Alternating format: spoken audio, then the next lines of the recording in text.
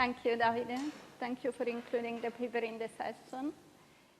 This is a joint paper with Lukas from the European University Institute and Marcel Peruffo, which is now actually at the ECB. And the focus of the paper is on the distributive effects of bank sector losses.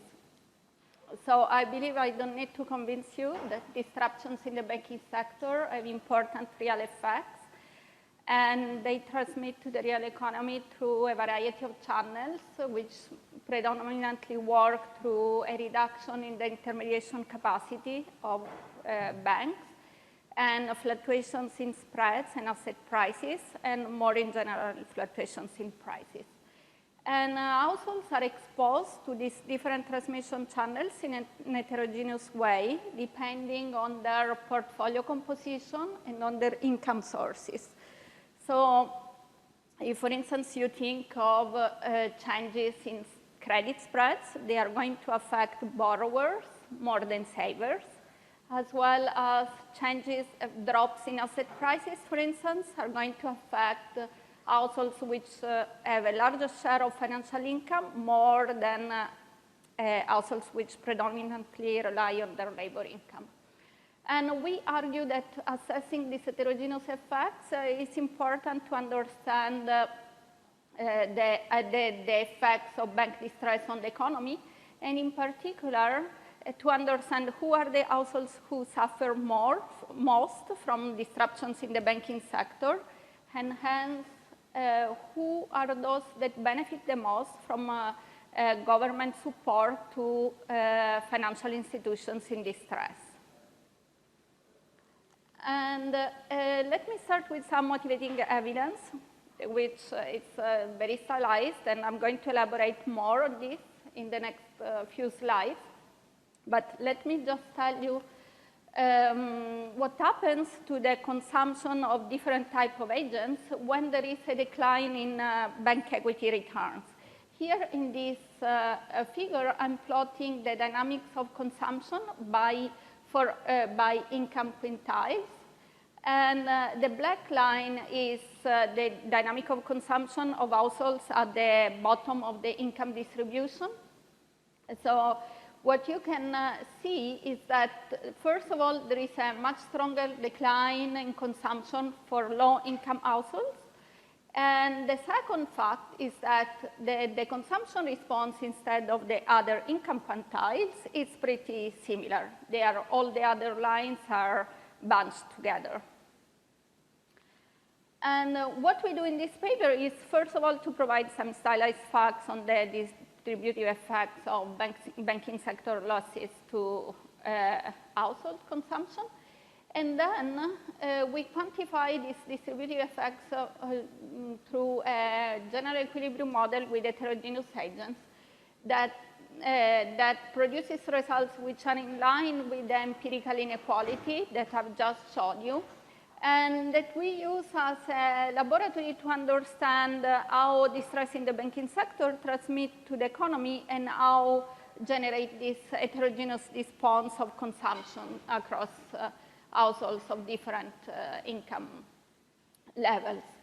Our main result is that low-income households, which are the households that are poorly insured against shocks, against income fluctuations, mainly suffer from increases in borrowing rates, whereas high-income households, which are those that are generally better insured through savings, we find that some of them are really hit by the direct exposure to banks, and while others actually can even take advantage from movements in asset prices and future returns. So the effects of banking sector losses has really heterogeneous effects. There are some households which are badly hit, and others which are actually gaining from this type of shocks. And the main takeaway is that there are large redistributive consequences of banking sector losses, and that helping banks can actually also help the poor. So throughout this presentation, I'm going to show you some empirical stylized facts based on quantile level local projection regressions. And then I'm going to present the two-asset heterogeneous agent model of the bank sector losses. And the main features of this model is that banks are subject to leverage constraints. So this means that the networks of banks or of bankers is important to determine the lending capacity of banks. So shocks that affect the bank network are going to endogenously transmit to the economy. So the existence of financial frictions at the banking sector is going to allow us to have an endogenous transmission mechanism of this type of shock. And second, the model features a realistic exposure of household to bank losses through rich heterogeneity in terms of income, wealth, and portfolio composition. And we are going to discuss more in details about this, the model features. And finally, I'm going to quantify the redistributive effects of bank sector losses and highlight what are the transmission channels and what are the welfare effects of bank sector losses. And if time allows, we are also going to talk about policy implications. Let me briefly refer to the literature. Of course, we are talking about banking sector losses. We contribute to the literature on financial shocks broadly and financial recessions. Here, our main focus is on banks and in particular on the redistributive effects. So there are a variety of models which look at financial shocks, shocks that hit directly the borrowers through collateral constraints, for instance. And so here we take a different approach and we look at shocks which affect banks directly and then endogenously transmit to increases in borrowing costs, but also effects on asset prices and other type of macroeconomic variables.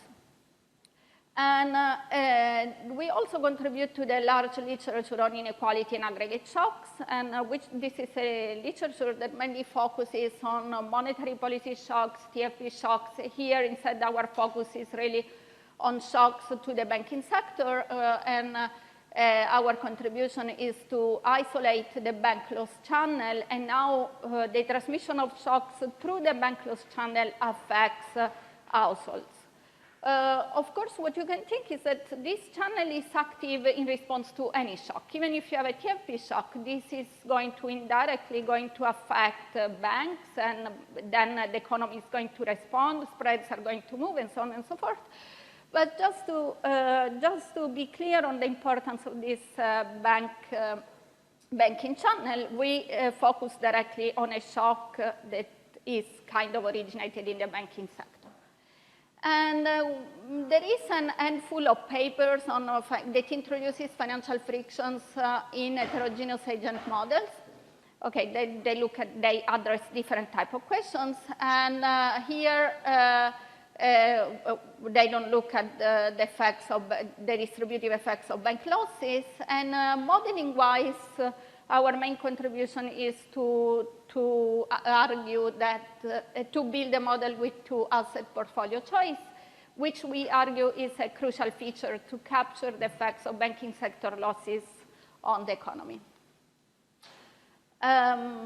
If there are no questions, I'm going to jump directly into the stylus motivation evidence. So what we do here, just to have a sense of how consumption responds to shock banking sector losses, we just run a simple exercise. What we do basically is we use micro-level data from the US Consumer Expenditure Survey over the time series starting from the 80s. And we construct a series of total consumption averaged by the income quintiles on a quarterly frequency. And by total consumption here, we mean non-durable, durables, and services, but we also run the robustness to the effects on the different components. And then we use the bank equity return index from the QJE by Baron and co-authors to look at the impact of a surprise change in bank equity returns. So this is an index that is based on stock market prices adjust for dividends. And what they show in their paper, the reason why we use this series to look at the impacts of shocks to the banking sector is because what they show in their paper is that bank equity returns are more sensitive to early losses compared to other financial variables, and they can predict the changes, and a decline in bank equity returns can predict large and persistent changes in output, bank credit, and credit spreads. So basically, this is a variable which moves much in advance compared to other type of financial variables and also compared to economic activity. We also run robustness to other type of banking variables, but we are quite convinced that this is a good variable to capture the effects of losses in the banking sector. And the regression we run is basically a quantile level local projection regression, which we have the log of consumption by income quintile. And our variable of interest is this RB, which is the bank equity returns. And then we also control for lagged consumption and for returns to the non-financial sector. So basically here our coefficient of interest captures, that is the beta in the regression, captures the response of consumption to bank distress over and above the response to general economic conditions as proxied by the returns to the non-financial sector, the equity returns to the non-financial sector.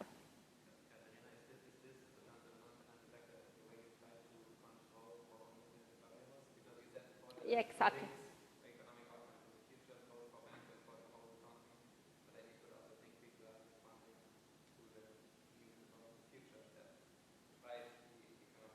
Exactly. This is how we control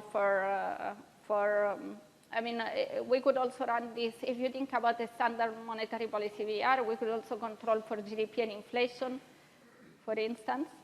The type of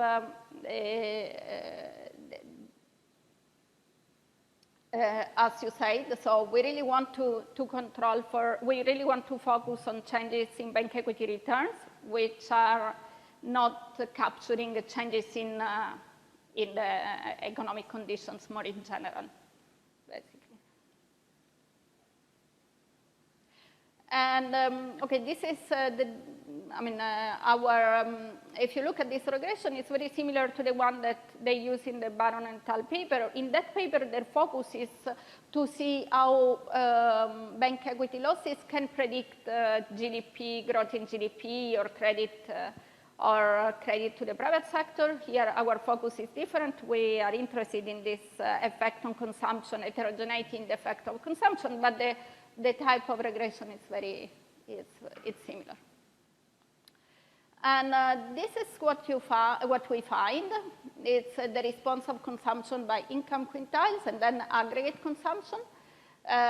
So here we plot a one standard deviation decline in bank equity returns with confidence bands at 95% interval.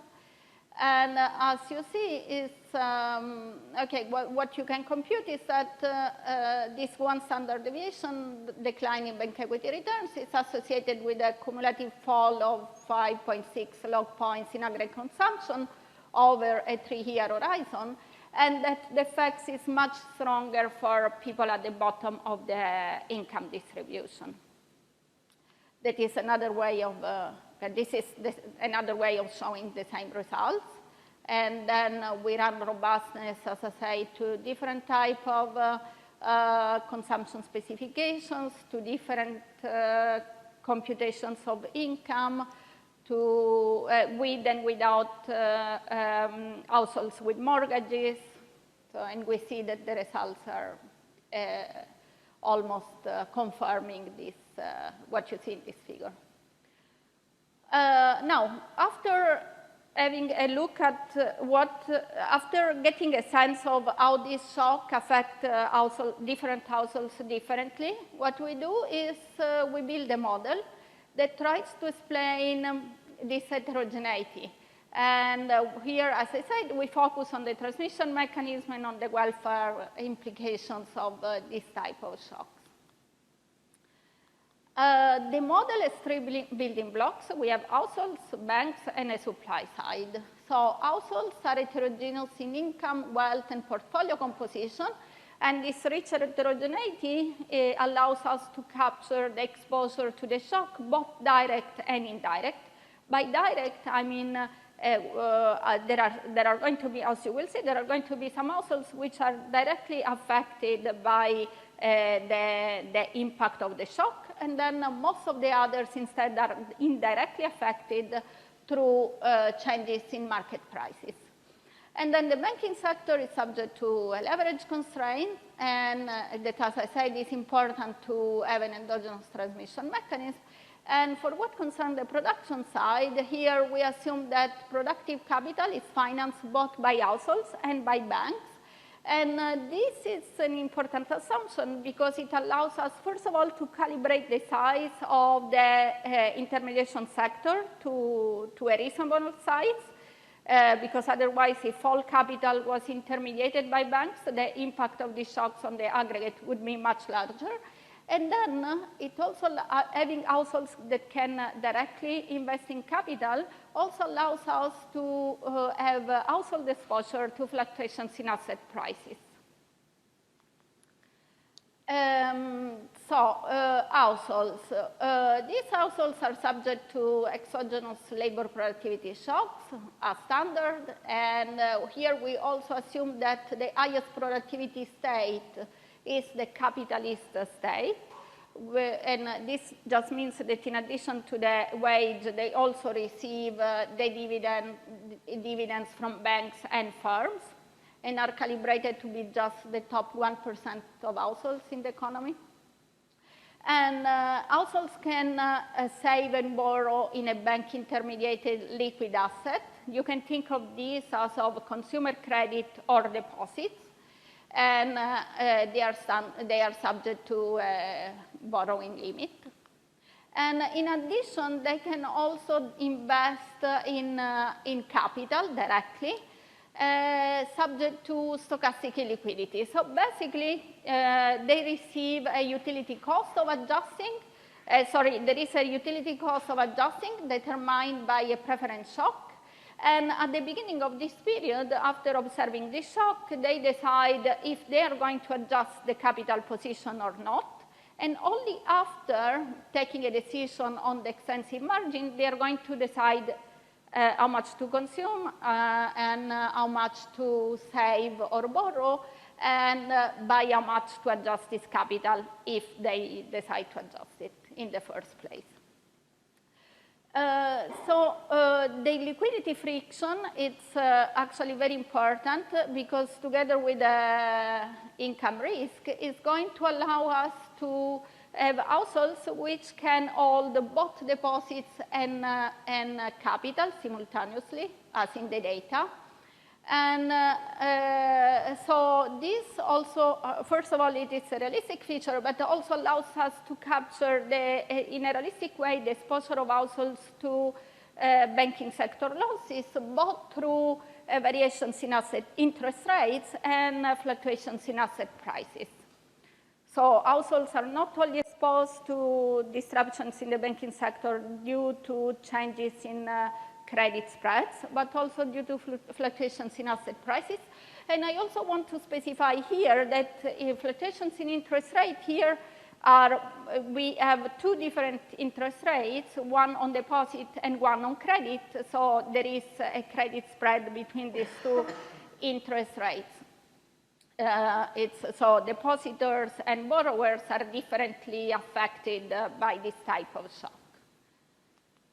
And for what concerns banks, we try to build the simplest possible model of the banking sector. Here we have bankers which maximize dividends that are going to be paid to capitalists. And they use deposits and equity, where equity here is their own net worth, effectively, to provide loans to households and invest in productive capital. And they operate subject to a leverage constraint. So this means that to invest in their future, their new investment cannot be funded completely with deposits, but they need to have some net worth to be able to, they need a share of this investment needs to be financed through their own net worth. So shocks that are going to affect the banker's net worth are going to determine the intermediation affect the intermediation capacity of bank. So here, in the results that I'm going to show you, I'm going to focus on a shock that is this. How do you call this parameter here? The return shock, psi. What psi? To psi here, that is the return. This one, this return shock. That is a shock that directly hits the asset return of banks. But we also have the same set of results produced with shocks that directly hit net worth and other type of shocks which hit like leverage constraint and so on. But our preferred measure for the shock is this one, because it's a shock that affects the asset returns of banks. In this way, it's going to affect the level of net worth for the banking sector, and hence how much banks can invest and provide loans to this economy. And for what concerns instead the supply side, this is pretty standard. We have a Cobb-Douglas production function. And of course, labor is inelastically supplied by households, whereas capital, as I say, is finance brought by households and banks. And in addition, we assume that there are also retailers which buy this intermediate good, then they differentiate it and sell it at a markup. And the reason why we have this double layer of production is because having the retailers allows us to better match the income distribution in the data, because here there are some extra profits that go to capitalists. So income and wealth distribution, it's going to be for calibration purposes. But for the mechanism, it's really not needed. And then finally, we also have a capital production sector, which is completely standard and is subject to adjustment cost, which allows us to have fluctuations in asset prices.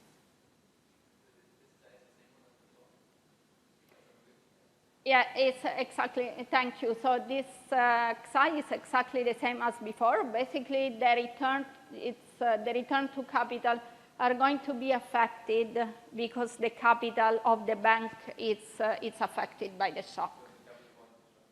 It's a capital quality shock only for banks.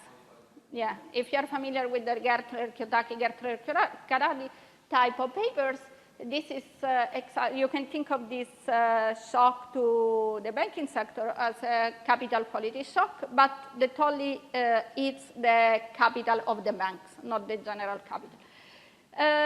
We have also produced results with a standard capital quality shock, which affects capital, the all capital.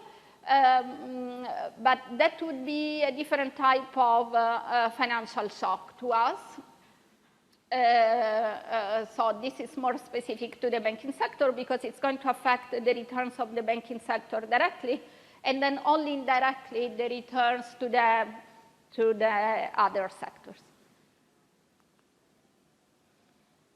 Now, what we do, we take this model and then we calibrate to the US data using both micro and macro data, and we also validate the model to make sure that we match the right share of liquid and illiquid wealth in for households of different quantiles in order to be able to reproduce an exposure to these different channels, which is kind of realistic.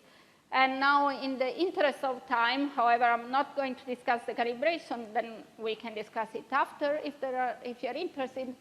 but I'm going to show you directly the results. So we take this calibrated model, we simulate a surprise decline in the return to bank assets, and this is just an MIT shock. And we calibrate the size and persistence of this shock such that bank equity drop by 20% on impact, which is, if we look at the empirical distribution of returns, this is a pretty bad shock because it falls in the 5th percentile of the distribution of returns. And then for the persistence, we match the cumulated aggregate changes in consumption over 3 years. So aggregate consumption over 3 years is going to be, the cumulative effect over 3 years on aggregate consumption is going to be the same that I showed you in the empirical stylized facts. And so in terms of aggregate, the model reproduces exactly what we have seen in the data. And then what the model does, it redistributes this aggregate impact across households.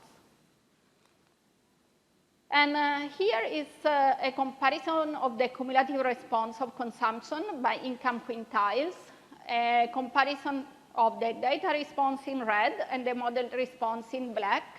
And as you can see, the model and data are pretty close to each other. And most importantly, we reproduce the fact that the households at the bottom of the income distributions are those who are hit the most by this shock. And then all other households are actually, the effects on all other type of households is much closer to each other. And in terms of the transmission mechanism, what we see is that this shock to bank net worth is going, as I said, is going to limit the intermediation capacity of banks. So banks can provide less loans to households, and this is why there is an increase in the borrowing rate.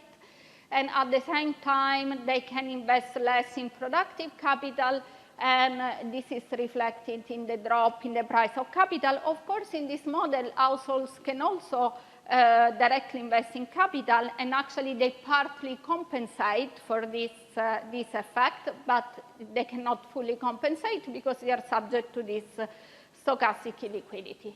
And still, the drop in the price of capital is such that there is an amplification mechanism, as you see. This is a 5% shock, actually, which is going to generate a drop in net worth by 20%. And the drop in deposit is due to the fact that since banks cannot invest so much, they need less deposits, and so there is a drop in deposits.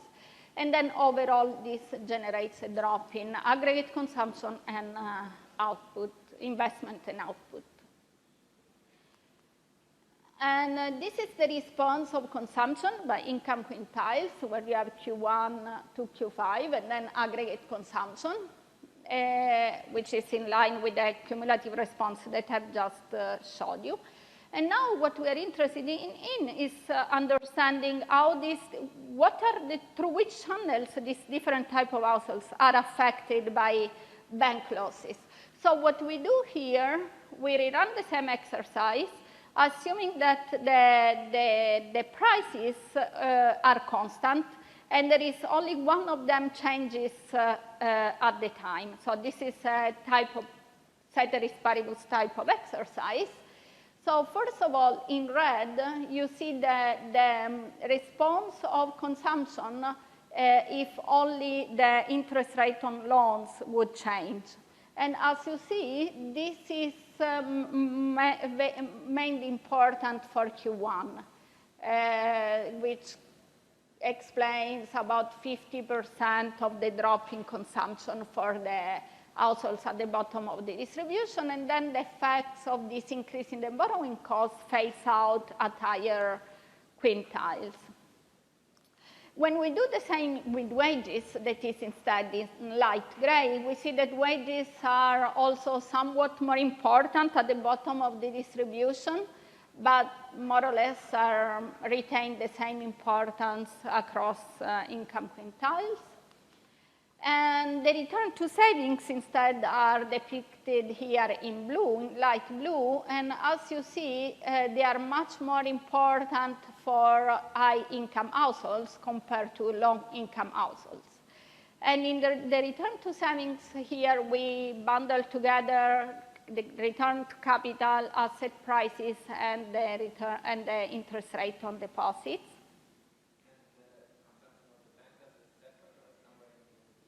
Okay, sorry, the bankers are mass zero, so we didn't want to mix with the distribution of consumption, but this is a very good question because capitalists are going to have a different effect. So in this figure, capitalists are together with Q5 because they are the high state earners. But I'm going to show you a different figures in which we disentangle capitalists for the rest, because as you can guess, capitalists are badly hit by this shock. And when I said at the beginning we capture both the direct and indirect exposure, it's the direct exposure is those entailed by the capitalists, which are directly hit by this shock. And all the other households instead are indirectly hit to fluctuations in asset prices. In prices more in general. 5 minutes, okay.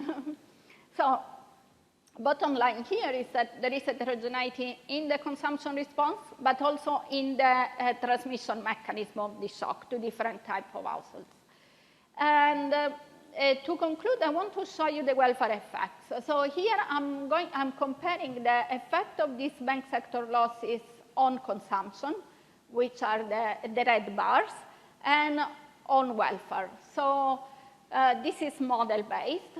And as you can see by comparing the two bars, you see that welfare, the impact on welfare is much more unequal than on consumption, because the welfare losses for low income are much larger compared to the losses in consumption. If we compare with the households that are richer. So this is consumption and this is welfare. And what drives this difference? Here, again, we look at the different channels to understand how these different channels contribute to the effect on welfare. And if you focus for a moment on the poor households, the Q1, we see again that borrowing costs explain about more than 50% of the drop in welfare, and then this becomes kind of irrelevant over the income distribution. And wages is more or less constant, but what you see here that is the effect of the return on savings, now it has a positive impact on welfare. And this is because the households, rich households can actually take advantage of this shock by buying capital when the price falls. So households which are able to adjust their capital position in response to this shock are actually willing to do so. So their consumption falls, but over time it's going to be much higher, and the welfare is going to be, can also be a positive effect on welfare because they're going to benefit from the increase in the return on capital going forward. So effectively, we find that there is a 5% of households which have pure gains from these bank sector losses, and these are related precisely to the fact that they can enter this capital market, buy capital when it is cheap, and then enjoy the higher returns going forward. And as Dominic was pointing out, of course, the effect of dividends for the rich households, that is in green here, is actually going to mitigate the positive effects. And this is entirely driven by the capitalists. Here, I'm taking capitalists out from Q5.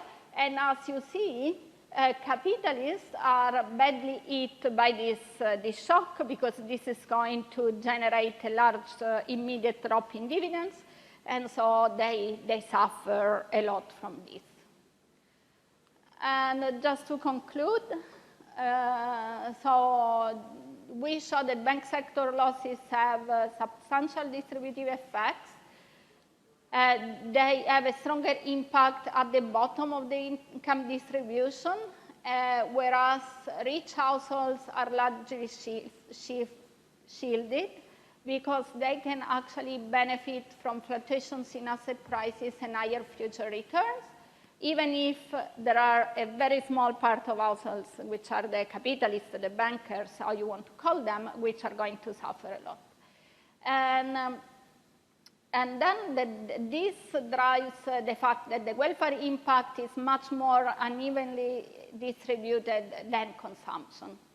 And what I didn't manage to show you is that, but you can easily understand this point, is that by preventing or by intervening when there are losses in the banking sector, this kind of policies can actually also help the poor, because the poor are those who suffer the most in terms of across the income distribution.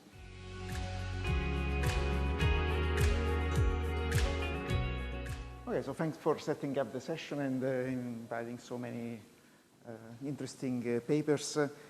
We are looking in this paper about, we're looking at a question that has been resonating a lot in the last 2 years in monetary policy circles, which is what should monetary policy do about inequality. And this has become especially relevant since the Federal Reserve is explicitly committed to what they call inclusive policies, where the Federal Reserve says where we will make sure that we consider the economy at full employment when we have lifted all the boats, not only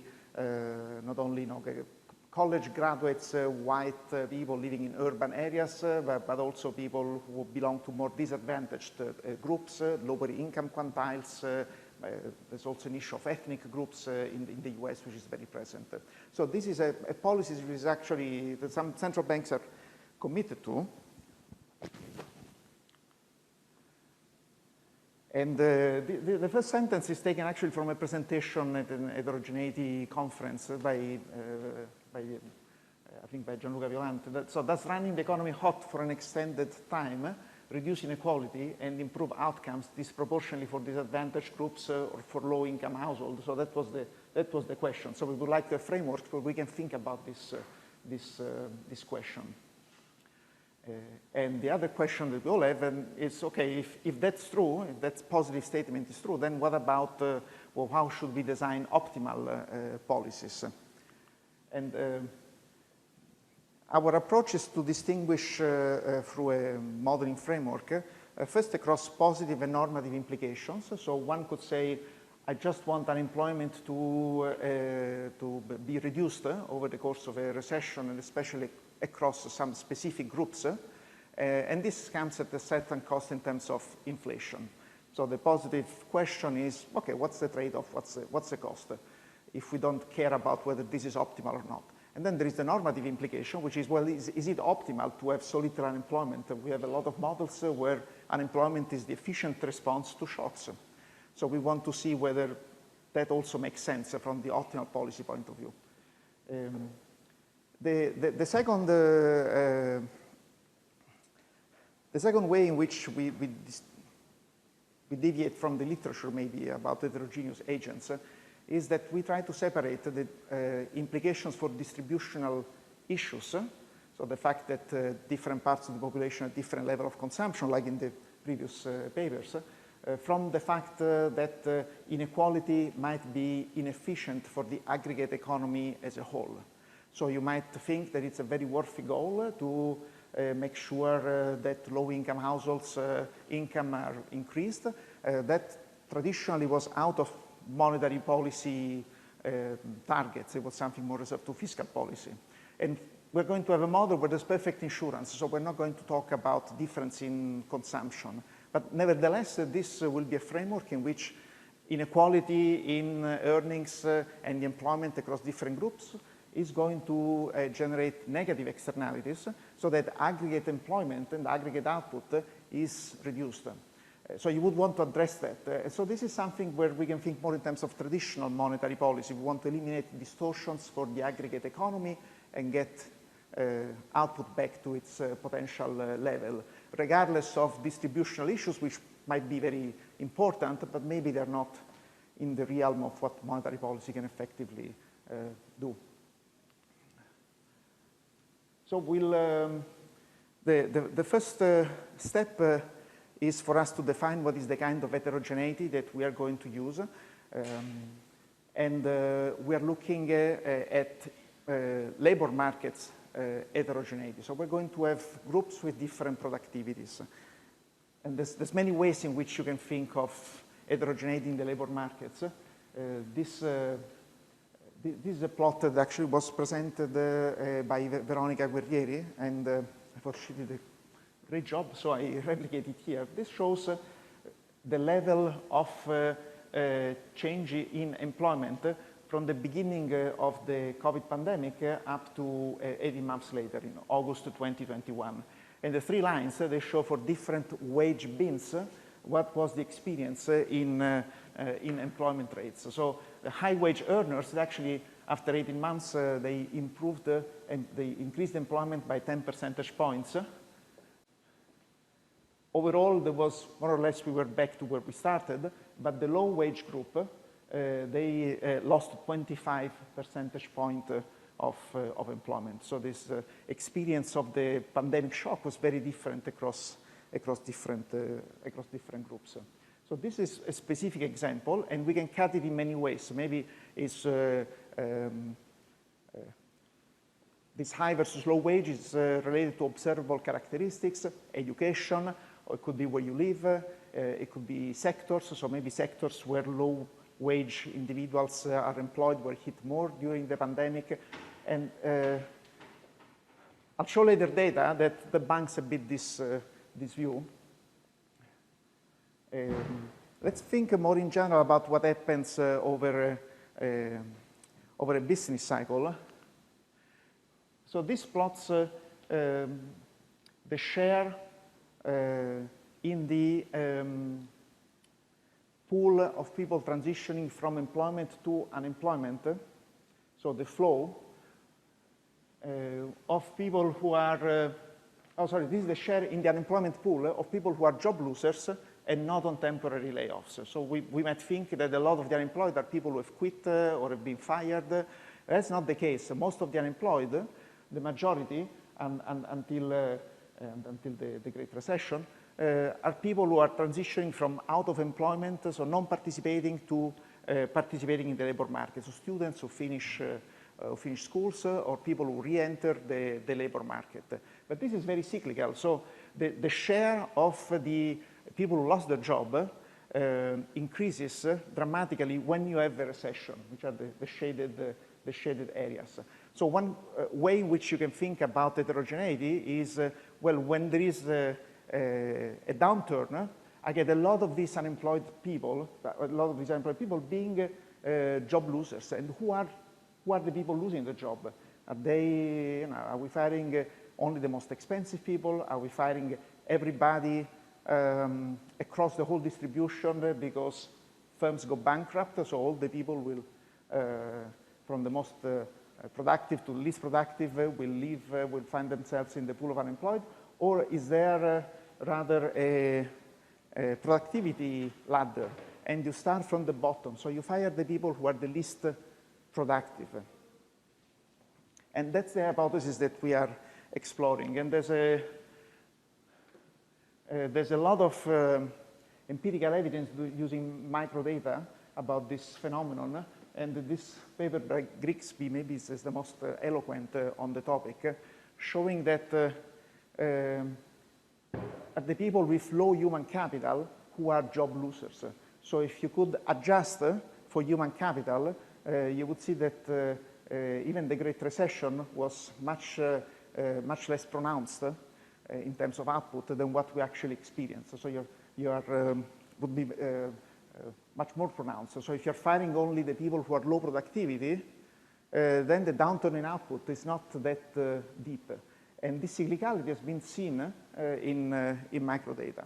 So we're going to have a framework that tries to take seriously this insight, where there are high and low productivity workers, and firms, they fire the people who's most convenient to them, and this will be the low productivity workers.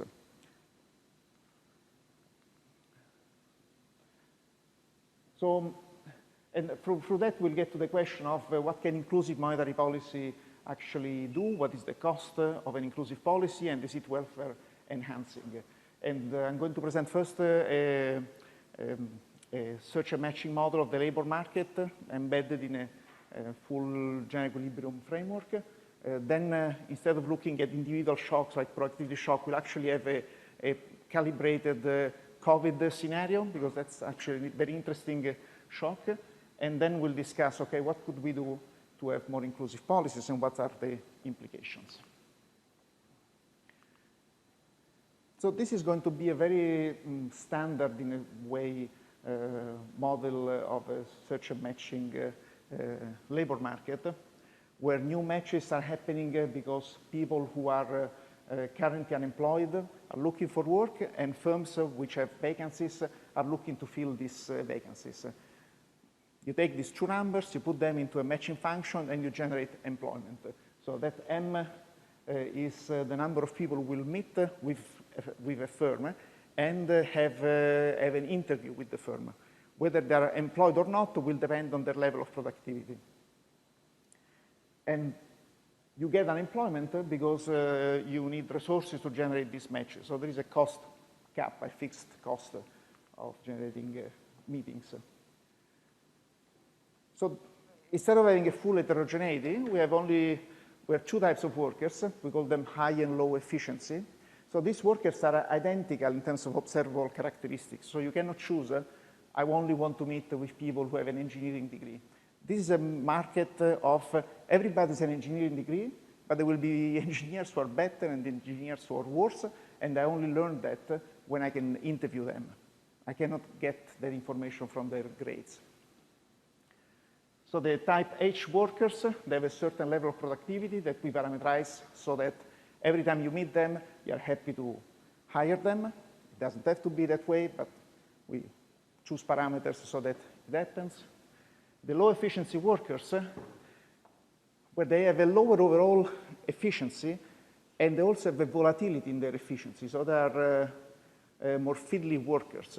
So one period, they might be efficient. The next period, they get the shock AIT, as in very standard endogenous separations models, and the productivity is too low. So it could be people who have some health issues. Could just be people that one day feel like working, the next day they don't feel so productive. So there's more volatility among these workers. It's not only that they are on average less productive. So then you can separate for two reasons.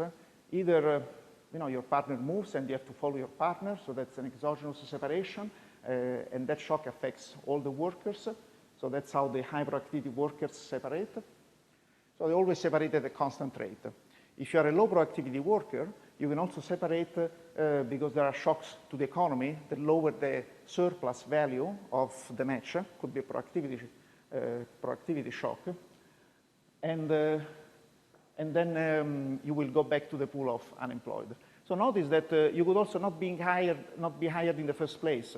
So I meet with a firm, there is the interview, and it turns out that the surplus is negative, so I'm not hired. So what's useful modeling this framework is that even if you have only two types, we have a continuous variables about what is the share or what is the average productivity of the pool of unemployed or employed. So the only state variables we need to follow is this gamma, which is the share of low productivity workers among all the people searching for work. Or we could follow the same share among the employment. So this gamma will be changing over the business cycle. So I'll only show you one equation. Then around this, we have all the traditional production functions and Calvo pricing, so that monetary policy has an impact. The only key equation is the equation defining whether you match or not with a firm. So this is the effective cost of creating a match. So it's the cost of an interview divided by the probability that the interview turns into an actual employment opportunity. So that's the cost of generating one productive match. And this is the benefit for the firm. The firms are the ones choosing how many vacancies to post. So this is the optimality condition on their side. So they get, we have efficient wage bargaining, so they get a certain constant share of the surplus generated by the match. This is 1 minus eta. If they get all the surplus, there would be a 1 here. And this is the surplus. So if you had a standard model, you would have just this SH variable. So this is the surplus of the high productivity workers. So this would be the end of the story. But now we have also the low productivity workers. So now I have to subtract a piece because on average, I will meet a mix of high and low productivity workers. So this is what I have to subtract from SH. So there will be the expected surplus I get from meeting a low productivity worker and hiring them. So that's why it's conditional. Then I have to multiply by the probability that they will separate in this period. I could hire them and then they separate immediately. And this rho is time varying. So the share of low productivity workers that separates, it's higher in a recession. And then there is also the probability that I meet a low productivity worker, which is gamma. So all these variables, they are time varying. They move depending on the state of the business cycle, and they determine the share of workers which are hired of each type. Yes.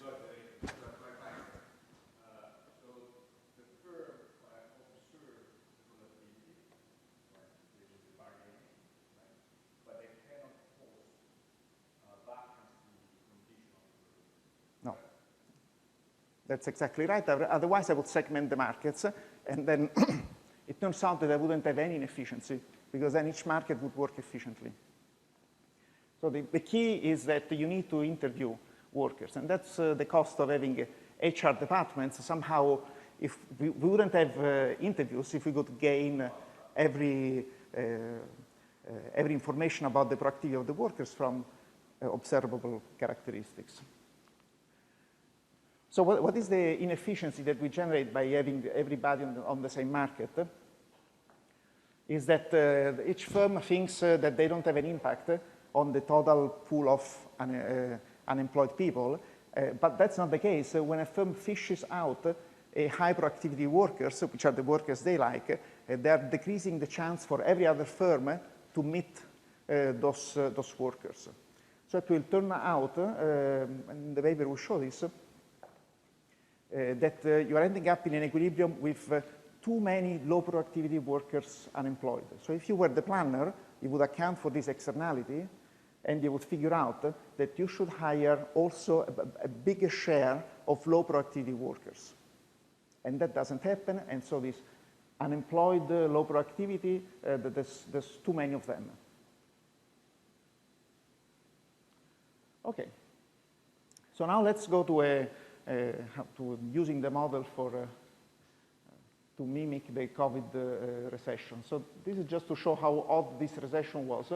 This is the employment to population ratio compared to the average of all the past post-war recessions in the US, the blue line. This is what happened to layoffs. So we had a huge spike, and then it recovered. And the interesting thing is that this was a very democratic shock. So this hit actually all sectors, some sectors more, but there was also a fall in total demand. So there were unemployed people and earnings being reduced across all the spectrum of US production. So but now we have to ask who got fired? Because in a sense, this was a very democratic shock. You couldn't there was no demand for a lot of services, there was demand for goods. So this shows the difference between the recovery of the employment to population ratio and the recovery of GDP. And this shortfall has been closed faster than this shortfall, and there's various ways in which you can interpret this. It has to boil down to productivity somehow, because if you have fewer people working, but GDP is getting back to its trend, then it must be that each of these persons is producing more, or is working more hours. And how the model tries to mimic this is by having more high productivity workers in the employment pool and more low productivity workers in the unemployment pool following the COVID shock. And this will work even if in the beginning you fire, say, a third of everybody. Doesn't matter if they're high or low productivity. However, if you're low productivity, you don't get rehired. So a lot of the dynamics in the stock comes from this flow not working. So the low productivity workers, they stay in the unemployment pool. How much time I have? Okay, then we'll skip this. Okay, so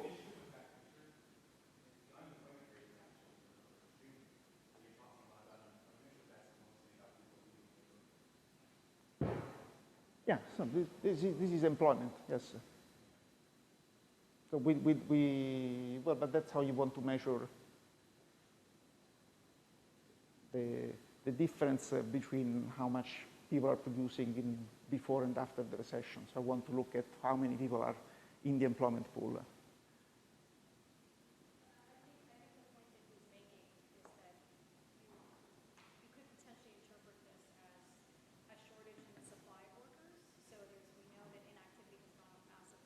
You know, to a large extent, it might be that the employment rate hasn't recovered in part because people aren't just able to, like, employers aren't able to find as many people.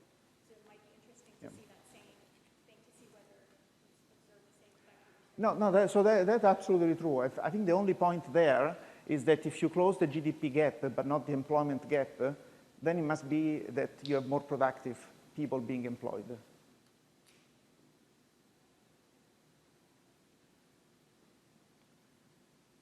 Okay, so there will be two shocks to mimic COVID. So we take the path, the forecast of the path of output and separations after the first month of COVID, and then we feed this to the model, and we ask the model to give us back the two shocks, which are an increase in the separation rate and a fall in the demand for goods produced that go through the market. They are not home produced. So this is what the model will spit out. So we're not telling the model, well, who is unemployed, but we're asking the model then how is this burden of the recession distributed across high and low types. And these high and low types, they are parameterized from CPS data. And so this, maybe this is the easiest picture to see. The recession is biased towards this low productivity type because they're not rehired at a high enough rate. So they sustain about 3/4 of the recession. And this is the share of the unemployment rate. This is unemployment points above the steady state. So this actually goes up to 12%. This is the share that is high productivity workers. So these high productivity workers get fired, but then they get rehired in a disproportionately high share, so they suffer less unemployment. And if I looked at hourly productivity of the unemployed, this is actually what I would see. Because I have too many low productivity workers, it's as if we had an additional productivity shock to the pool where firms are fishing out potential employees. So this is falling by about 1.5 percentage points, and this all comes from the change in who is unemployed.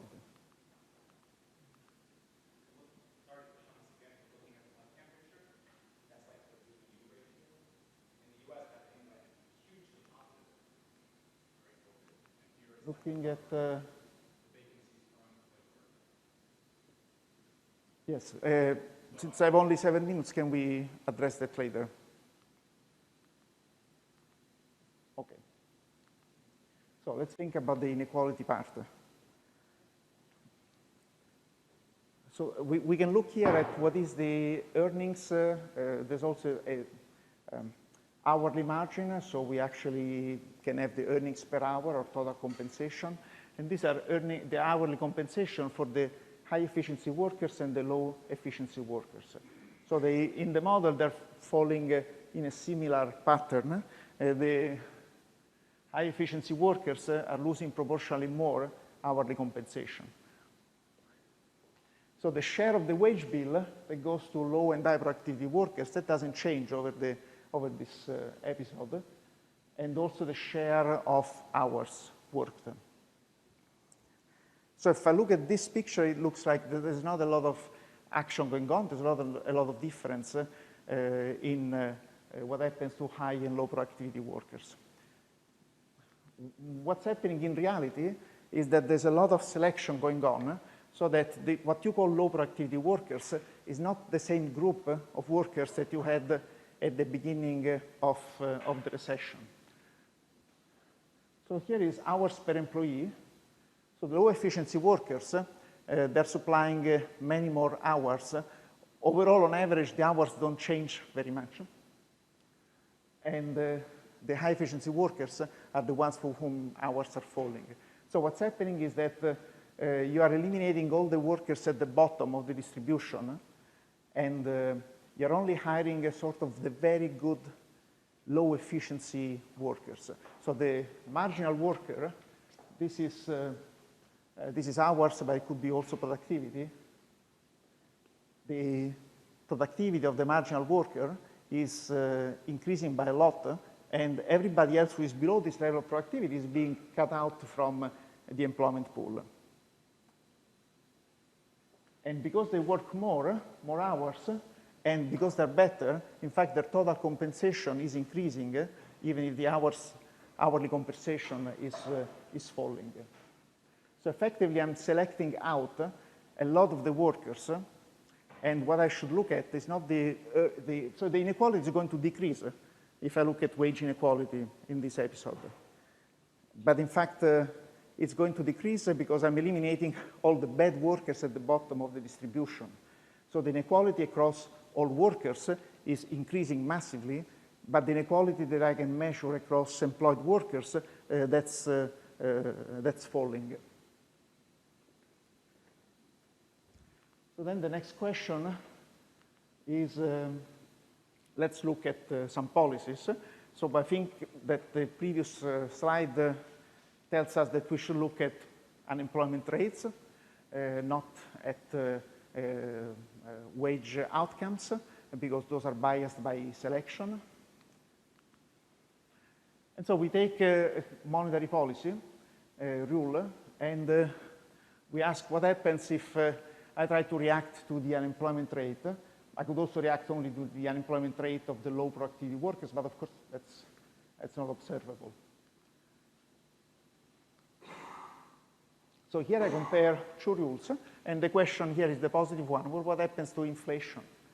And the baseline policy is the solid line, where the unemployment rate among low productivity workers increases by 15%, and I say let's choose a parameter for the policy rule such that we reduce by a third this unemployment rate. And so I get it to go down to 10%. And this is what will happen to inflation. Inflation goes up to 2%. Consider that the shock is a deflationary shock. So actually, moving up 3.5 percentage points. So it's not a great inflation trade-off. If I used an average inflation targeting rule, maybe we're curious about what the Fed would do. Turns out it's that the dashed dot line. It doesn't do a lot to unemployment. It's actually very inflation stabilizing. And this will be important because I'll ask, what about the welfare of these rules? Okay. So what's the intuition for what's happening in those pictures? To force firms to hire more low productivity workers, I need to get to raise the surplus of these workers. And the only thing that the monetary policy can do is lower the markup. If I have a lower markup, which corresponds to more expansionary policy, the surplus of these workers will fall. Also, the surplus of every other worker, will increase. Also, the surplus of every other worker will increase. So every time I try this kind of policy, I'm helping all the workers. It's very hard to target the low productivity workers. But I will reduce inequality because they are the bulk of the unemployed. So of course, if I move around markups, I'm also moving around the distortion. Now in this framework, I have the distortion from sticky prices. I have a standard search distortion, and I also have this selection distortion. So if I hire more, if I make the situation better for the low productivity workers, I'm reducing this distortion. So how large is that distortion? So this is a plot of inefficiency, so distance from the first best in terms of employment, percentage points of employment, cumulative over the whole horizon of the shock. And up there, that line with the red arrow, that's the inefficiency gap for the low productivity workers, and this is for the high productivity workers. So most of the inefficiency is among these high productivity workers, and it corresponds to 120% of the steady state unemployment over the 10 quarters horizon. And this is what happens if I change the policy. So the solid line is our baseline policy.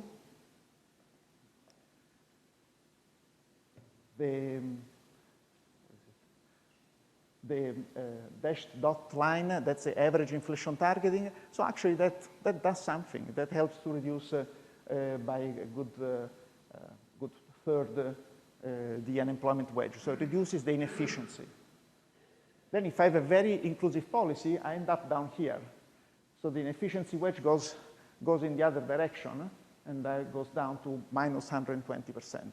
So this is saying that if I want to reduce the inequality in unemployment rates across the two groups by about a third, this is actually a massively inefficient policy because it's hiring too many of these low productivity workers. And remember, there's a lot of inefficiencies moving around, so I need to move the markups in a certain direction. So these inefficiencies are combining so that you end up down here. So what would be a good policy? So there's a policy that has a close to zero inefficiency wedge, and it's actually price stability policy. It's not going to be zero, but it turns out that you can eliminate nearly all of the inefficiency gap. Okay. So I'll stop here. We try to look at the impact of inclusive policies. Very inclusive policies, they work. They tend to have a high cost in terms of inflation, and in terms of efficiency within this model, they perform poorly. To be a very inclusive policy, you end up deviating from the first best. And we do this in a framework where we don't look at distributional issues. So of course that might have a very important impact on the welfare thinking about whether inclusive policies should be pursued or not. I'll stop here.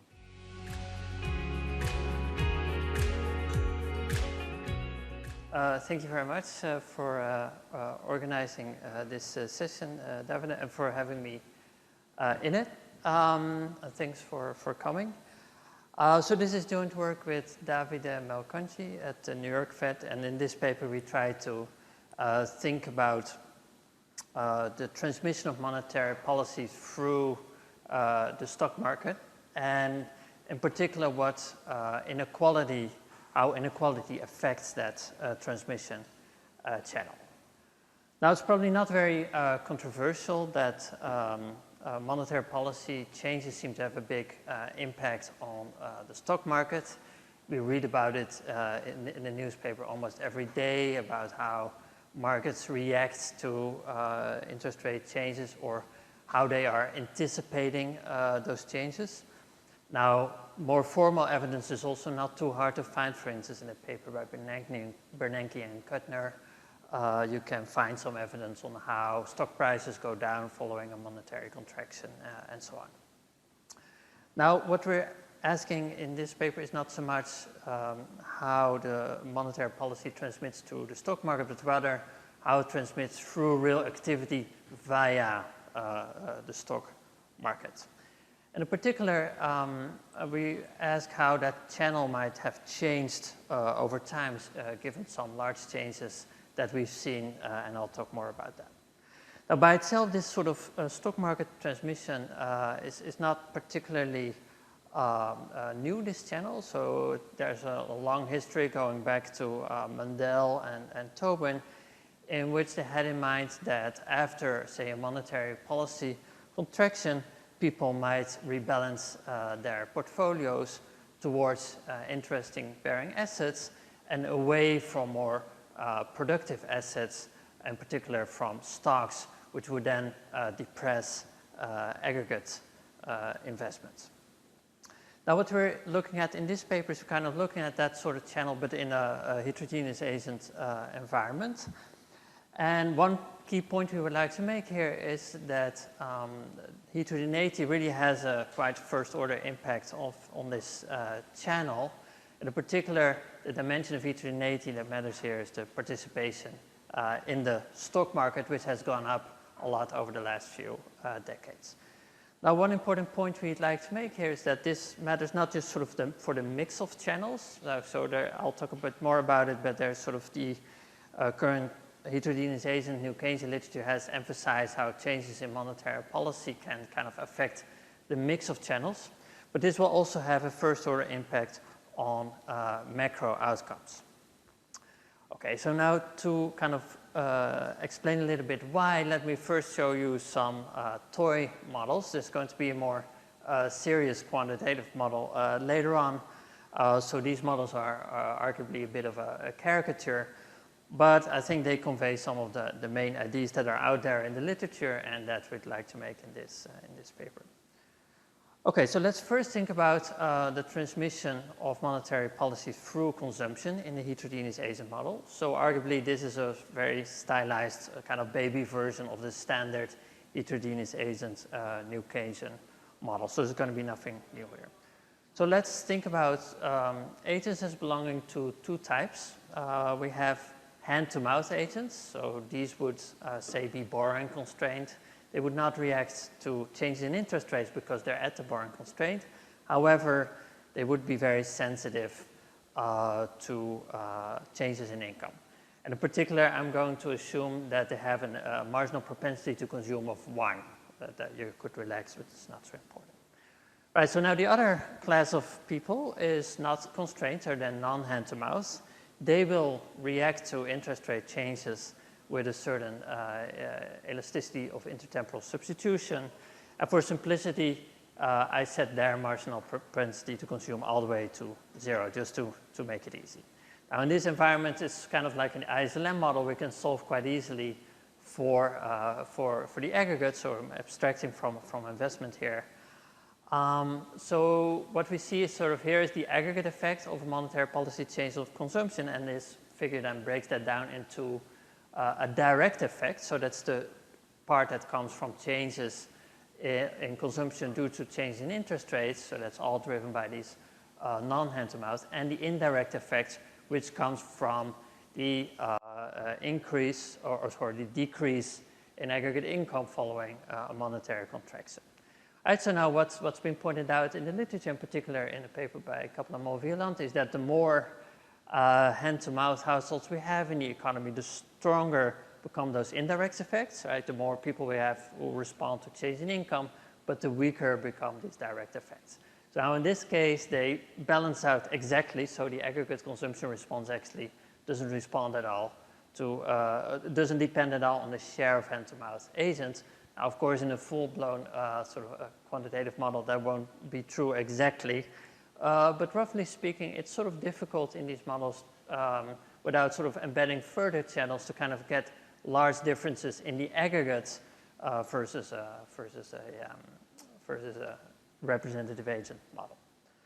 Okay, so now this is where we're going in this paper. We're going to think about investment rather than consumption. So let's forget about consumption for a second. And now suppose again there's two types of agents. There's stock market participants and non-participants. Stock market participants, they rebalance their portfolio following a change in interest rates according to some elasticity. So that's what I'm going to refer to as the direct effect now. And then in addition, say if households rebalance away from stocks, so aggregate investment is going to fall, then because aggregate investment is a contributor to aggregate income will fall, so there will be some indirect effect as well. So now because the stock market participants receive less income, they will again reduce further their stock investment. Okay, so now that's the indirect effect here. But now the key difference with the previous plot is that here both the direct and the indirect effects are increasing in the share of stock market participants. So they reinforce each other rather than cancel each other out, right? So now when we see, when we look at the aggregate effect, then we see that that depends very much on the fraction of stock market participants. So this dimension of heterogeneity doesn't matter just sort of for the mix of channels, but also for the aggregate effects. How much we're going to explore in a quantitative model, which I'll show in a second. Oh, that's the interest elasticity of investment. So that's the extent to which people rebalance their investments following a change in the interest rate. Kind of had to come up with an acronym for that. Literature, I won't spend too much time on it. It's booming literature on heterogeneous agent models, and we've seen two very nice papers in that literature just now. So what we're trying to do in this paper, kind of build a quantitative model to think about stock market participants. And one thing we really like to take into account is that these are not average people. They tend to be higher income, richer people who behave quite differently from lower income, poorer people. In particular, what we see in the data is that those people tend to have relatively high saving rates. So they tend to devote quite a large fraction of their income into saving, and a large chunk of that then goes into stocks. Now that's something actually that's very difficult to generate in a standard heterogeneous agent model, because think of an Iagari model. What's going to happen is I have some precautionary saving motive. So if I say I just come out of unemployment, the first thing I'm going to do is build up some precautionary saving. But at some point I had enough, and then I kind of reached my kind of target level of savings, and beyond that I'm not going to save any further. At that point I'm actually having a zero saving rate. So at the best possible situation, when I have the highest level of wealth and the highest income, I'm going to have a zero saving rate. When we look at the data, we see that those people actually have the highest saving rate. So to kind of match that, I'm going to build a non-homostaticity in the model that's going to create an additional saving motive for essentially high income, rich people. Okay, so now before I go there, let me show you some motivating empirical evidence. So this is a fairly sort of off-the-shelf exercise where we look at macro responses to a monetary policy shock. We use high-frequency identification, which I guess is the industry standard these days. So these are all kind of the usual variables we're looking at. Following a monetary contraction, production falls, prices tend to fall, unemployment increases. Then on the top line, we have some variables we're more interested in. In particular, here we have a new variable that we looked at for our purpose, which is the amount or the net inflow into equity-focused mutual funds. So this variable we got from an investment company institute, and it essentially is how much people put into their equity mutual funds minus how much they withdraw. So what we see that's following contraction, people are on net pulling their money out of on mutual funds. Could be either because they put less in or because they withdraw less. Same time, we also see a decline in the stock market index, in this case, the S&P 500, and also a decline in bank lending. I'm not going to have too much to say about that.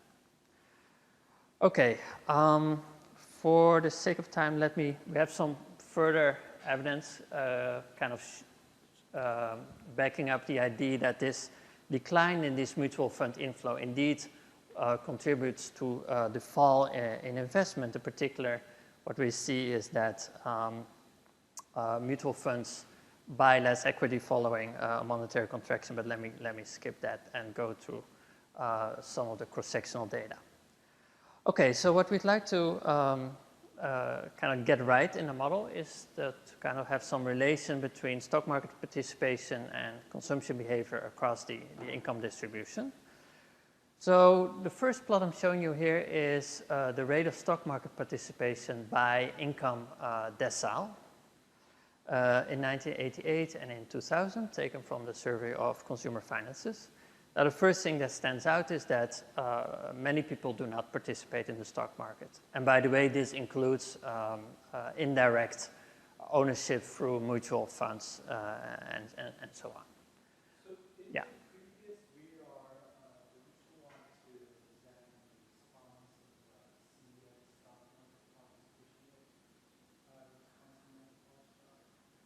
Oh, actually, so in the CX, I don't think you have the stock market participation. So we get it from the Survey of Consumer Finances, which is biannual. And actually, if you look at that time series, it sort of suggests it's fairly stable. So a lot of all the action in our model we're going to get is not going to come from the fluctuations in the rate of stock market participation, but rather from how much people that do participate put into their stock portfolios. I did it once. Okay, that'll be really interesting to see. Yeah. Yeah. So this is sorry, I was gonna go there. So this is deciles of the labor income distribution. So the point at zero that includes retirees who have zero labor income. So they have there's a slight blip there because they tend to participate more often. Otherwise, though, it's generally increasing with income. So higher income people, they tend to participate more. And then over time, there's been a fairly large increase in that stock market participation rate. And kind of going back to my earlier baby model, that suggests that that might have changed the effect of monetary policy. Okay, so now on to the kind of consumption saving behavior of these people. Again, I'm plotting labor income deciles on the horizontal axis. And this time I'm plotting on the vertical axis the expenditure rates. So that's the complement of the saving rates. So what we see is that essentially poor or low income households tend to consume more than they have income. And then the rate falls with income. So saving rates increase with income. In particular, when we look at the highest income decile, we see that these people, they save roughly half of their income. And this is exactly what's kind of difficult to generate in a standard heterogeneization model, where these people essentially stop saving at some point. Okay, so onto the quantitative model. So it's going to be a heterogeneous agent model. There's going to be some idiosyncratic risk. People can be either employed or unemployed, and there's some IID probability of transitioning between those states. On top of that, we have also permanent income differences, which we model as differences in the, where is it? Here in the productivity levels of different people. So now here, in the absence of this non-homotheticity, that doesn't really matter if you put that type of permanent heterogeneity in. Here it does matter because these people are going to have very different saving behavior, as we'll see in a second. Okay, so how do we model that? Well, we extend the model with another good. So C here, that's kind of regular, non-durable consumption. And then we introduce another luxury good into the model, which we denote by H. And the key thing about this luxury good is that you can only consume it every once in a while. So there's a certain probability that you get these to make this expenditure. So what we have in mind with these sort of expenditures are very infrequent, big expenditures that people make at the top of the income and the wealth distribution. So you can think of it as high-end, say, medical care or elderly care or expensive college fees, these kind of things. So these are all the things that if you already have quite a bit of money, you still have a motive to keep on saving for these kind of things. It could also even include things like charitable donations or even bequests if you like to push it even further. So, but importantly, this you do only once in a while, so normally you wouldn't spend on this, you would have a motive to save for that. The other thing is it's going to be a luxury good, so it's going to be less curvature than for normal consumption, which means that essentially it's the type of expenditure that's going to be relatively more relevant for high-income people.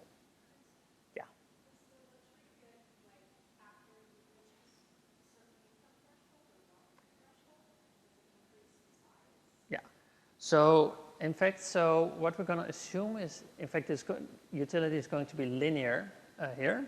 So what you get then is endogenously, the lower income people, they will never want to spend on that. So they will also never save on it. Only those of sufficiently high productivity types, which have been employed for long enough, will want to kind of start saving for those kinds of goods. So this is sort of endogenous.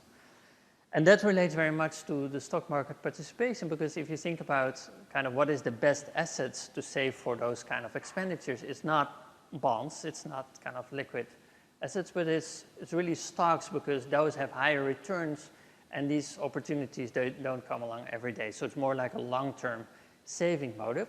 So what we'll get is endogenously that those higher income people are going to participate more often in the stock market, because those kind of infrequent expenditures are more relevant to them than for low-income people. And indeed, the lowest productivity types, they're just never going to participate in the stock market. We'll see in a second. Okay, so now additionally, there's some illiquidity associated with stocks. That's kind of standard in the heterogeneous agent New Keynesian literature. What we do slightly differently here is that unlike many other papers, we only have a cost when you withdraw it. So there's no cost of kind of saving into stocks, which realistically there aren't many transaction costs. When you withdraw, though, there will be some taxes to pay, and there can also be early withdrawal penalties that mutual funds charge. Okay, so now on to the mutual fund. So they invest in different assets.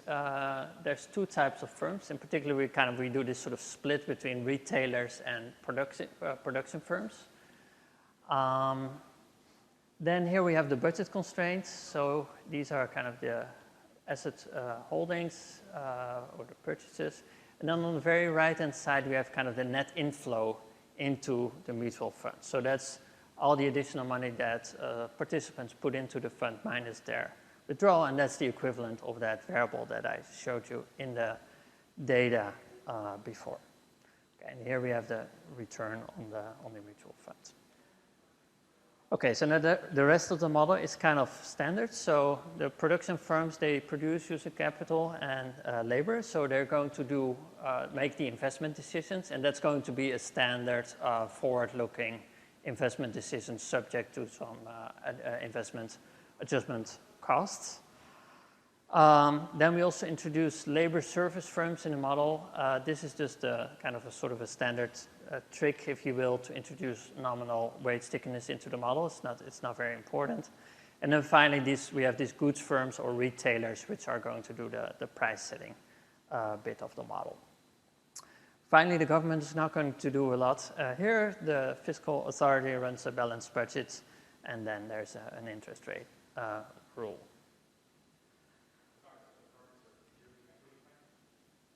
Yes, here. So we have in the paper, we have some extensions where they can finance via debt or equity. Yeah. What you have in mind is that maybe, if people stop invest less into stocks, maybe they're going to save more, and then that will be like yes. Sure.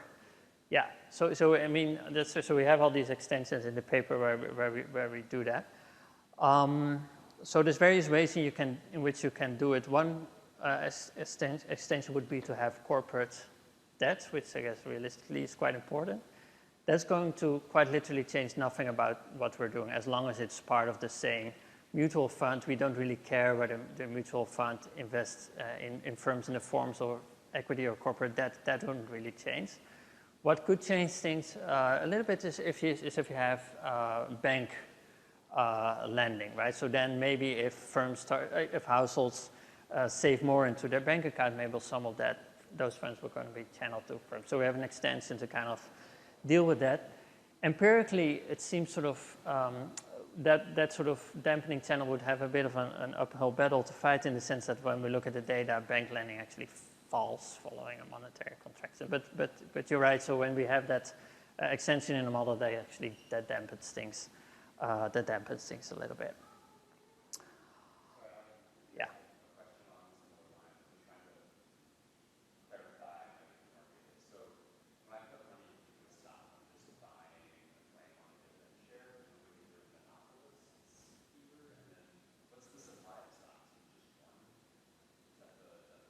Yeah, but that's just a normalization. Sure. Yeah. So this, in the end, we're going to normalize this S, which is sort of the amount of shares. Of course, as an individual mutual fund, you can choose the amount. In the aggregate, it will be normalized to 1. Okay, so where was I? Yeah, calibration. So we're going to target a number of things. Capital to output ratio, because we want to think about investments. Household assets to output, to kind of get the extent of idiosyncratic risk right. We also target the consumption loss upon unemployment. And then there's a key parameter which we need to calibrate, is the frequency of this infrequent expenditure. So what will happen in a model is that whenever that expenditure moment arrives, you want to liquidate all your stocks, and then you spend that on that luxury good. So the way we calibrate that parameter is essentially we looked at some evidence on how often people tend to liquidate their mutual funds portfolios, which tends to be once in every 10 years on average. So that's what we calibrate towards. Then for this liquidation cost, we did a back-of-the-envelope calculation based on early withdrawal penalties and tax rates. And then finally, we target the expenditure rates in the top of the income distribution, as I showed you before, as well as the stock market participation rate. So this is a kind of 1980s calibration. I'll later have a version which we also calibrate to the 2000s. Okay, so so these are the parameter values. Let me skip through that for the sake of time and instead show you the saving behavior of the model. So these are the same two plots that I showed you before, but now in the model. So what we see is that the model generates this positive relation between income and stock market participation, as well as the negative relation between income and expenditure rates. And this is all coming from this endogenous channel that only sufficiently high income people will have a motive to start saving in stocks, whereas the low income people, they just accumulate some liquid assets for kind of self-insurance, unemployment reasons. So the relation between the two is a bit sharper than in the data. I guess you could kind of sprinkle some preference heterogeneity on top to kind of get it smoother, but overall kind of the model generates that result. By the way, we generated without having any kind of entry cost into stock market participation, which would be another way of kind of generating this kind of thing. Now on to wealth inequality. This is not something we really targeted in this model, but by getting this relation between income and saving rates right, you actually generate a ton of wealth inequality in these models. And this is another thing that that standard models kind of have a hard time of doing. I think the most usual way of doing it was how Caterina did it, to have this fantastic, awesome state in the income process. Here we generate it differently. It's by essentially having these high income people who just keep on saving. And you have some of these people who never liquidate their savings in a long time, and they're going to become super rich in the model. So when we look at some statistics on wealth inequality, like top wealth shares, we actually see that the model even somewhat overdoes it compared to the data. Okay, so how much time do I have? A few 5 minutes. Okay, so essentially we have 3 types of agents in the model, which sort of emerge more or less endogenously. We have the standard hand-to-mouth households. They don't react to interest rate changes, but they do react heavily to changes in income. Then we have what we call emergency savers. So those are hand-to-mouth. Those are households who are not hand-to-mouth, so they have some liquid assets, but they don't have enough for them to start saving in the stock market. So they're not. They have a MPC that's smaller than 1, and they react to interest rate changes, but they don't rebalance because they're not yet at the point where they start to invest in stocks. And then finally, we have the stock investors. Like in this model, because of the non-homotheticity, those stock investors actually, they're kind of at a satiation level of consumption. So their reaction of consumption of the regular type to changes in income is actually very low, and so is their reaction of consumption to interest rate changes. The way they react to monetary policy changes is really just by kind of rebalancing between bonds and stocks. Okay, so here are the responses to a monetary tightening, which in many ways I think are sort of look quite familiar. So output falls following a monetary tightening, consumption falls. We see a fairly large drop in investment as well as in prices. So now to kind of look at that channel that we're interested in, I'm going to do some decompositions just from budget constraints. So here we see that this is just from the national accounts identity in the model, is that a large of the decline in output is driven by investment rather than consumption. Next, let me decompose this mutual fund inflow, which is kind of a key object in the model, which we also looked at in the data. So part of the reason why that inflow falls is that people start rebalancing, those who invest in the stock market. But then there's also fairly sizable indirect effects, right? So when aggregate, when people rebalance, aggregate investment is going to fall.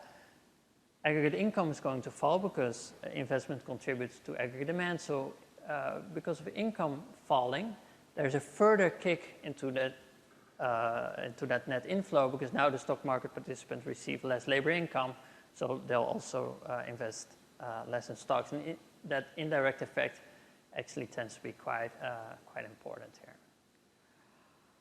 All right, so another way to look at it is to kind of run some counterfactuals in which we shut off that rebalancing behavior. So we have one where we essentially fix the inflow into this mutual fund. We have another one in which we kind of fix the proportion that stock market participants save into stocks and into bonds.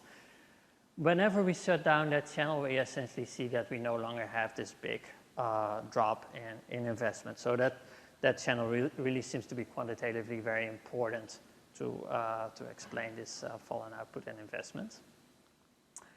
Then the final thing I want to show you in the models, kind of think about how the effects of monetary policy might have changed over the years as a result of this increase in stock market participation that we see in the data. Of course, there are many different things about the economy and monetary policy that have changed over the years. Since the 80s, arguably, central banks started to follow more sort of rules-based policy, and there's all sorts of other changes. Here, I'm just interested in, what is the effect of that stock market participation channel. So what I'm going to do is I recalibrate the model towards 2000, as opposed to late 80s in the first calibration. The way I'm going to recalibrate it is I am going to reduce this liquidation cost. So we did some back of the envelope exercise again, which suggests that that cost has fallen. We also kind of recalibrate the income distribution to match the 2000s.